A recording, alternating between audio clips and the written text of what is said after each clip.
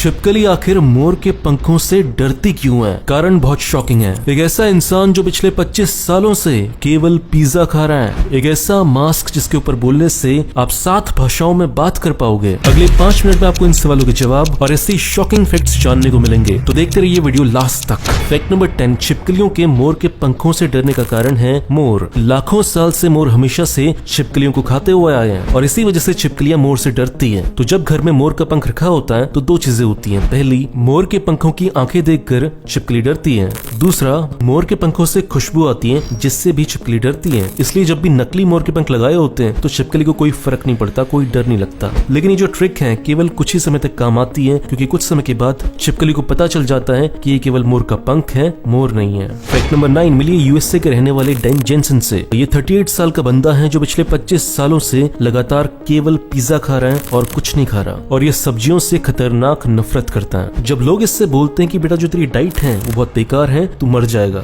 तो डैन जवाब देता है कि मर तो सब जाएंगे। बहुत अच्छा लॉजिक। लेकिन शॉकिंग बात ये है कि डैन के डॉक्टर्स बोलते हैं कि उसकी बॉडी पर कोई भी नेगेटिव असर अभी तक दिखता नहीं है। वो इतना पिज्जा खाने के बाद भी एक नॉर्मल इंसान है। फैक्ट नंबर 8, जापान की एक कंपनी है डोनट रोबोटिक्स नाम की। उसने एक ऐसा मास्क बनाया है जिसका नाम है सी मास्क। इस मास्क की खास बात ये है कि आप इसमें किसी भाषा में बोलोगे तो जो ट्रांसलेशन निकल कर आएगा वो 7 भाषाओं में हो सकता है, Japanese, Korean, Chinese, French, Spanish, किसी में भी। और मास्क पहनने में एक और प्रॉब्लम आती है कि मास्क के अंदर से जो हम बोल रहे होते हैं वो क्लियरली सुनाई नहीं देता। लेकिन इस मास्क में ये फैसिलिटी है कि जो आप अंदर से बोल रहे हो ये उसे एम्पलीफाई कर देता है, मतलब बहुत ज्यादा आवाज में फेंकता है, जिससे सामने वाले बंदे को कोई प्रॉब्लम नहीं होती सुनने में। फैक्ट नंबर 7, एक ऐसा पौधा जिस पर आप बस तेल डालो और वो जल जाता है, और उस पौधे का नाम है पांडवरा बत्ती। ये पाया जाता है साउथ इंडिया में, महाराष्ट्र में और श्रीलंका में।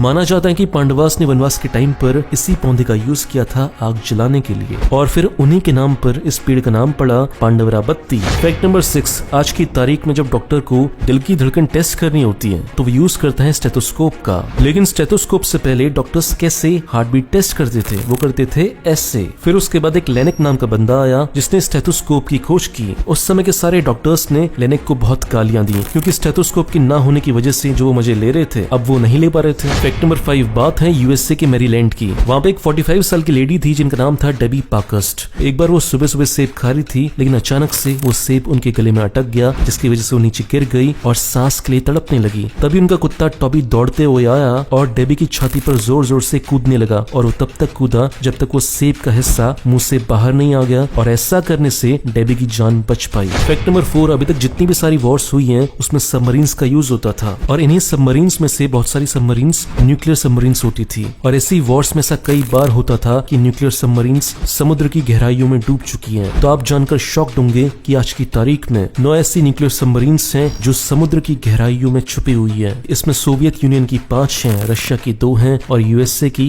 2 हैं। अगर भगवान न करे ये न्यूक्लियर सबमरीन्स कभी फटी तो खतरनाक सुनामी आएगी। फैक्ट नंबर 3, आपने देखा होगा कि जब भी आप कुत्ते से मिलते हैं, अगर आप उसके कानों को छूओगे तो बहुत खुश होता है। ऐसा इसलिए होता है क्योंकि जब हम उसके कानों को रब करते हैं तो उसके दिमाग से एंडोर्फिन्स निकलते हैं और उससे बहुत खुशी होती है, बहुत हाई मिलती है। फैक्ट नंबर 2, आपको पता है आज से 600-700 साल पहले पूरे यूरोप में ब्लैक प्लेग फैला था, लेकिन एक सिटी थी जहाँ पर ये नहीं फैला, और वो सिटी थी पेरिस। जब आगे चलकर साइंटिस्ट ने इसके बारे में खोजना शुरू किया तो पता चला कि पेरिस के लोग नींबू बहुत खाते थे, और नींबू के छिलके में लाइमनिन नाम का एक केमिकल होता है जो बैक्टीरिया को मारता है। तो जब पेरिस के लोग नींबू को खाकर उसके छिलके फेंकते थे तो जो चूहे थे जो ब्लैक प्लेग फैला रहे थे वो भी इन नींबू के छिलके को खा लेते थे, जिसकी वजह से उनकी बॉडी के अंदर जो बैक्टीरियाज हैं वो मर जाते थे। फैक्ट नंबर 1, साल था 1979, जगह थी अलास्का, और अलास्का में चल रही थी सोने की खुदाई, और सोने की खुदाई करते वक्त उन्हें एक ऐसा बैल मिला जो था आज से 36,000 साल पुराना, और वो भी बिल्कुल परफेक्ट कंडीशन में। ऐसा इसलिए हुआ क्योंकि वो बहुत सालों से, इतने सारे सालों से बर्फ के नीचे दबा हुआ था, जिसकी वजह से वो बिल्कुल परफेक्ट रहा। दोस्तों, अगर आप मेरा वीडियो पहली बार देख रहे हो तो इस चैनल को सब्सक्राइब करो, फेसबुक पेज को लाइक करो, आपको ऐसी शानदार वीडियोस रोज मिलते रहेंगे। और इस चैनल को सपोर्ट करना चाहते हो तो 2 काम करो, पहला इसे लाइक करो, दूसरा इस वीडियो को शेयर करो ताकि आपके दोस्तों को पता चल सके कि आप कितने इंटरेस्टिंग वीडियोस देखते हो। मिलते हैं अगले वीडियो में, बाय।